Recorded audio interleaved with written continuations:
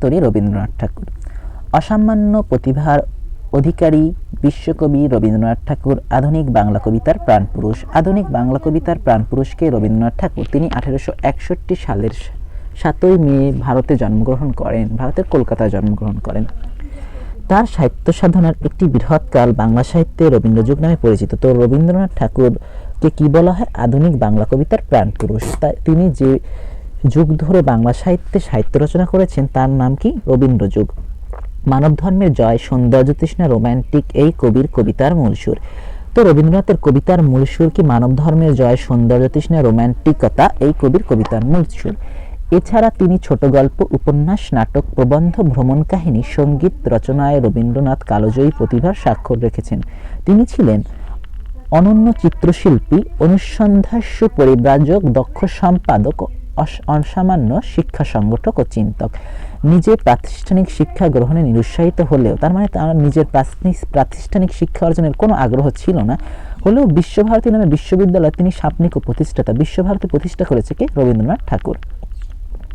মাত্র 15 বছর বয়সে তার বনফুল কাব্য প্রকাশিত হয়। তো মাত্র 15 বছর বয়সে কোন কাব্য প্রকাশিত হয়, বা সবার আগে প্রকাশিত হয় কোন কাব্য? রবীন্দ্রনাথের বনফুল কাব্য।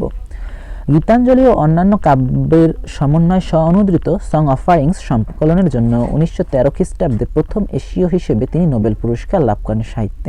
এবং এই সং অফারিংস সংকলন করা হয় কত সালে? 1910 সালে। নোবেল পান কত সালে? 1913 সালে। বাংলা ছোট গল্পে তিনি পৃথককৃত ও শ্রেষ্ঠ শিল্পী। মানসী, সোনার তরী, চিত্রা, খনিকা, বলাকা, পুনশ্চ, জন্মদিনের শেষ লেখা তার অন্যতম শ্রেষ্ঠ কাব্য গ্রন্থ। কাব্যনাট্য, বিসর্জন, চিত্রাঙ্গদা এবং কাহিনী কবিতা সংকলন, কথা এবং কাহিনী তার ভিন্ন স্বাদের রচনা। ভিন্ন স্বাদের রচনা কি? কথা ও কাহিনী। 1941 সালের 7ই আগস্ট তার জীবনাবসান ঘটে। গগনে গর্জে মেঘ, ঘন বর্ষা। সোনার তরী একটা রূপক কবিতা। এর ভাবার্থ এক এবং আক্ষরিক অর্থ এক। গগনে গর্জে মেঘ, ঘন বর্ষা। আকাশে মেঘ ডাকছে, বর্ষাকালে ঘন বর্ষা, বৃষ্টি নামছে। কুলে একা বসে আছি, নাহি ভরসা। কয় দিউকাল্লা কুল। এই কুল শব্দের অর্থ তট। নদীর পাড়ে বসে আছে, একটা নদীর পাড়ে বসে আছে, কোনো ভরসা নাই। কার? কৃষকের।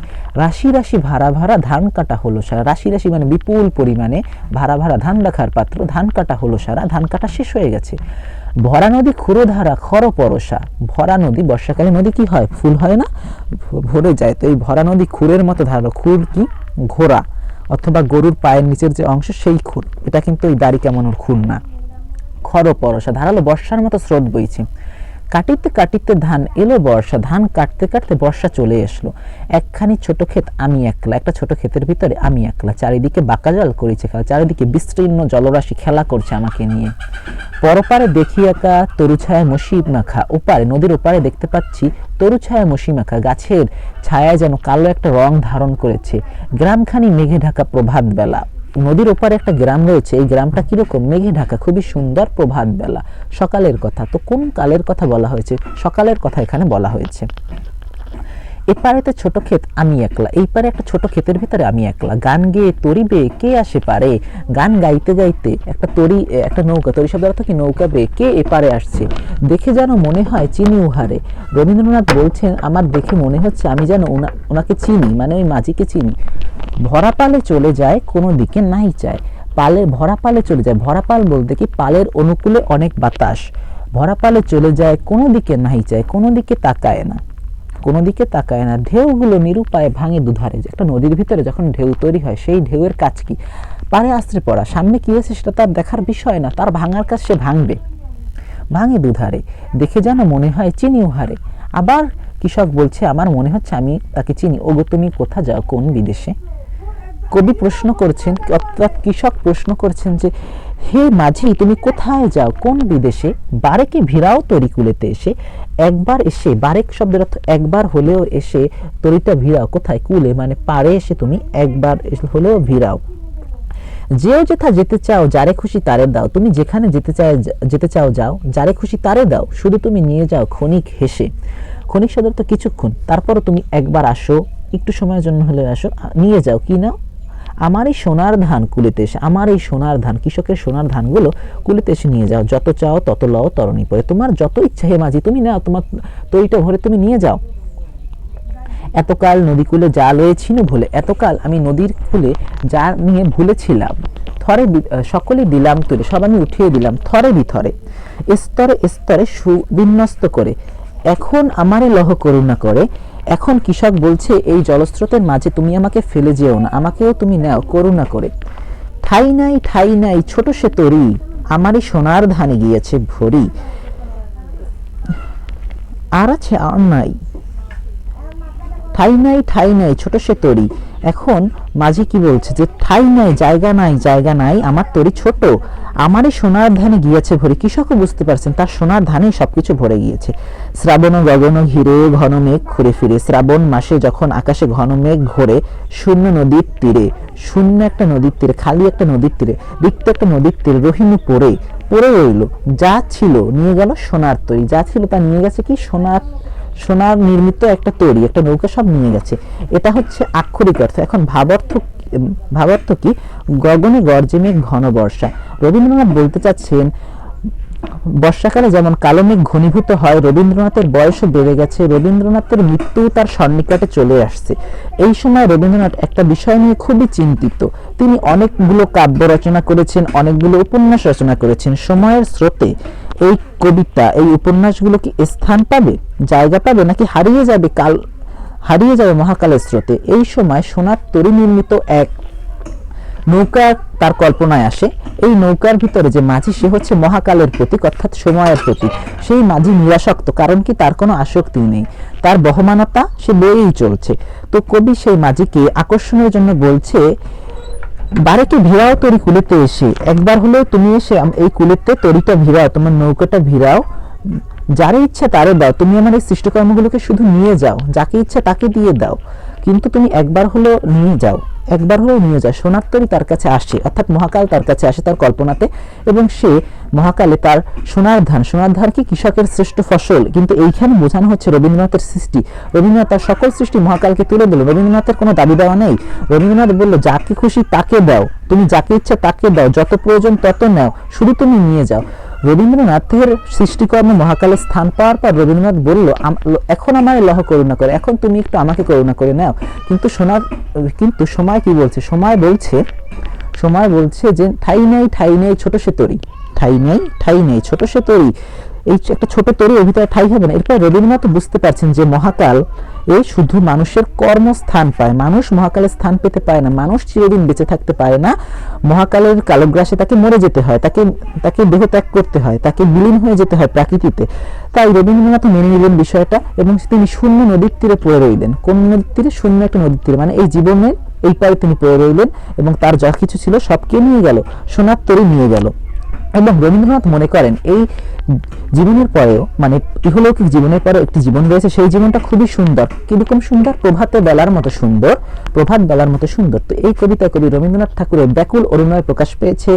তার সৃষ্টিশীল রচনাসমূহ যেন মহাকালে স্থান পায়, মহাকালে তার সৃষ্টিশীল রচনাসমূহ স্থান পায়, কিন্তু তিনি স্থান পায় না, কারণ মানুষ কখনোই চিরদিন বেঁচে থাকতে পারে না। গর্জে মানে কি? গর্জন করা। ভাড়া মানে ধান রাখার পাত্র। খুরের মতো ধারালো প্রবাহ যে স্রোতের খরপরশা ধারালো বর্ষা। আমি সাধারণার্থে কৃষক, প্রতীকী অর্থে সৃষ্টিশীল কবি। আমি একলা কৃষক কিংবা সৃষ্টিশীল কবির নিঃসঙ্গ অবস্থা। চারিদিকে বাঁকা জল করেছে খেলা, ধান ক্ষেতটি ছোট দ্বীপের অঙ্গিকে চিত্রায়িত। তার পাশে ঘূর্ণায়মান স্রোতের উদ্দামতা, নদীর বাঁকা জলস্রোতের বেষ্টিত ছোট ক্ষেতটুকু অংশ বিলীন হয়ে যাওয়ার ইঙ্গিত রয়েছে এই অংশে। বাঁকা জল এখানে অনন্ত কালস্রোতের প্রতীক। তরুছায়া মসিমাখা, এপারেতে মেঘে ঢাকা গ্রামটি যেন গাছের ছায় কালো রং মাখানো। গান গেয়ে তরিবে কে আসে পারে, খুরের মতো ধারালো জলস্রোতে গান গাইতে গাইতে যে মাঝি পারের দিকে এগিয়ে আসছে, রবীন্দ্রনাথের ভাবনায় সে নির্মোহ মহাকালের প্রতীক। কোনো দিকে নাহি চায়, মহাকালের প্রতীক এই মাঝি নিরাসক্ত বলে তার সুনির্দিষ্ট দৃষ্টিপাত নেই, তার কোনো আসক্তি নেই। দেখে যেন মনে হয় চিনি উহারে। এই আগন্তুক মাঝি কৃষক বা সৃষ্টিশীল কবি হয়তো চেনেন, কেননা চেনা মনে হলেও কৃষক বা সৃষ্টিশীল কবির সংশয় থেকে যায়। ওগো তুমি কোথা যাও কোন বিদেশে? নির্বাক মাঝির দৃষ্টি আকর্ষণের জন্য কৃষক বা কবির চেষ্টা বিদেশ থেকে চিরায়ত শিল্পকে প্রকৃতি হিসেবে ব্যবহৃত হয়েছে। বারেকে ভিড়াও তরিকুলেতে এসে, চিরায়ত শিল্পগুলোকে ঠাঁই পাওয়ার জন্য কৃষক কবির ব্যাকুল অনুনয় এখানে প্রকাশিত হয়েছে। আমার এই সোনার ধান কৃষকের শ্রেষ্ঠ ফসল, ব্যঞ্জনার্থে সৃষ্টিশীল কবির সৃষ্টি সম্ভার, মানে গান কবিতা আর আছে আর নাই দিয়াছি ভরে, ছোট জমি হতে উৎপন্ন সকলেই ফসল। কবির সমগ্র সৃষ্টি তুলে দেওয়া হয়েছে মহাকালের স্রোতে ভেসে আসা সোনার তরিরূপী চিত্রায়িত নৌকায়, থরে বিথরে স্তরে স্তরে সুবিন্যস্ত করে। এখন আমার লহ করুণা করে ফসল বা সৃষ্টি সম্বাদ তুলে নেওয়ার হয়েছে নৌকায়। এখন ফসল বা সৃষ্টির স্রষ্টা স্থান পেতে চায় ওই মহাকালের নৌকায়। ঠাই নাই ছোট সে তরি, সোনার তরিতে মহা সৃষ্টিরই সংকুলন হয়। কেবল ব্যক্তিসত্তা তার শারীরিক অস্তিত্বকে নিশ্চিতভাবে হতে হয় মহাকালের নিষ্ঠুর কালগ্রাসের শিকার। শূন্য নদীর তীরে রহিনুপুরে নিঃসঙ্গ অপূর্ণতার বেদনা নিয়ে আসন্ন অনিবার্য মৃত্যুর প্রতীক্ষার ইঙ্গিত, মানে মৃত্যু রবীন্দ্রনাথের হবেই।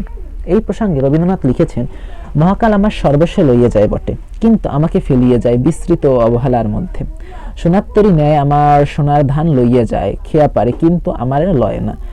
সোনার তরী, রবীন্দ্রনাথের সোনার তরী কাব্যগ্রন্থের নাম কবিতা। তো সোনার তরী কাব্যগ্রন্থের নাম কবিতা কি? সোনার তরী। শতাধিক বছর ধরে এই কবিতা বিপুল আলোচনা এবং নানামুখী ব্যাখ্যায় নতুন তাৎপর্যে অভিষিক্ত।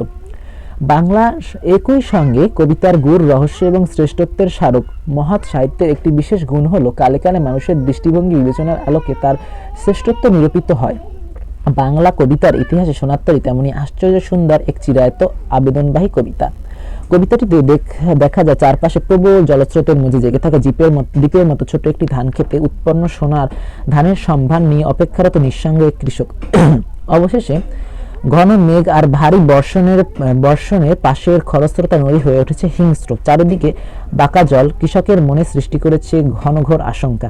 এরকম এক পরিস্থিতিতে ওই খরস্রোতা নদীতে এক ভরাপালে সোনার নৌকা নিয়ে বেয়ে এক মাঝিকে দেখা যায়। উৎকণ্ঠিত কৃষক নৌকা কুলে ভিড়িয়ে তার উৎপন্ন সোনার ধান নিয়ে যাওয়ার জন্য মাঝিকে সকাতরে মিনতি জানালেও এই সোনার ধানের সম্ভারের নৌকায় তুলে নিয়ে মাঝি চলে যায়।